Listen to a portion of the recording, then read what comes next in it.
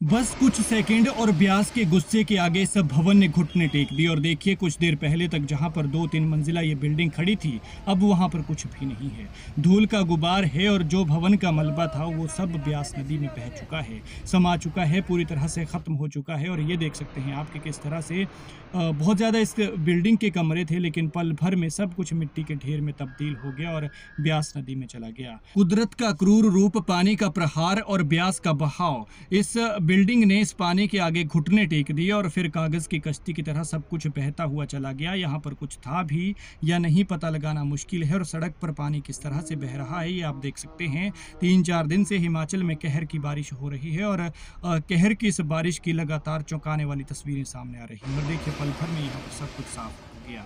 ये तस्वीरें हैं मनाली के वाहंग की, जहाँ ब्यास में ये भवन समा गया और वाहंग में पहले भी कुदरत ने कहर बरपाया। वहाँ पर एक रेस्टोरेंट चला गया और 3-4 दुकानें जो हैं वो पूरी तरह से ब्यास के बहाव में बह गई। लगातार उफान पर है और बीती रात से कहर ब्यास नदी ये बरपा रही है। बीती रात के हालातों को देखते हुए तो लोगों ने रात को ही कह दिया था कि इस नदी का रूप ऐसा नज़र आ रहा है जैसे 2023 में तबाही हुई थी और फिर ब्यास उफान पर आई थी और इसने सब कुछ बहा दिया था। कुछ ऐसा ही मंजर बीती रात से यहाँ पर नज़र आ रहा था और अब जो है सच में उसी तरह की तबाही हो रही है। ये देख सकते हैं आपकी हिमाचल पर कहर बरप रहा है और लगातार नुकसान की खबरें सामने आ रही हैं, नुकसान के चौंकाने वाले मामले सामने आ रहे हैं। लेकिन आखिर जिस तरह से ये लैंडस्लाइड हुआ, जिस तरह से ये घर ढहा, भला इसमें गलती किसकी है?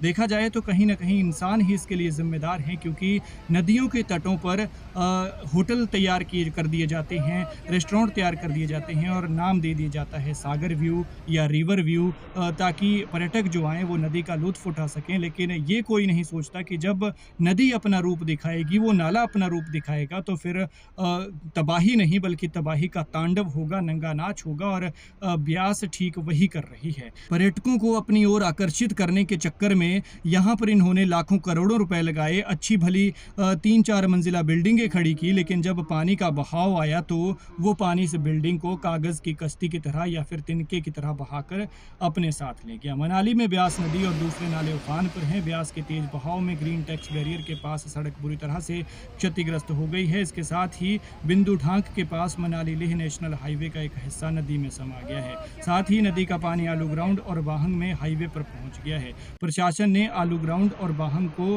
रात को ही खाली करा दिया गया था और इसके साथ मनाली के ही वाहंग में बीती रात को एक रेस्टोरेंट और 4 दुकानें ब्यास में बह गई थी। और अब ये कई कमरों की बिल्डिंग ब्यास की भेंट चढ़ी है, जिसे अभी आपने गिरते हुए देखा। पल भर में लाखों रुपए मिट्टी के ढेर में तब्दील हुए, हल्की सी धूल उठी और उसके बाद ये धूल भी एक पल में छंट गई और फिर ऐसा नज़ारा था जैसे यहाँ पर कुछ था ही नहीं। ये नज़ारा नहीं, एक्चुअल में मंजर है, क्योंकि खौफनाक है, किसी के भी दिलों को कंपा सकता है। लेकिन गनीमत रही कि इस हादसे में किसी तरह का जानी नुकसान नहीं हुआ है। वीडियो को शेयर करें ताकि जानकारी ज़्यादा से ज़्यादा लोगों तक पहुंच सके। अपना और अपने अपनों का ख्याल रखें।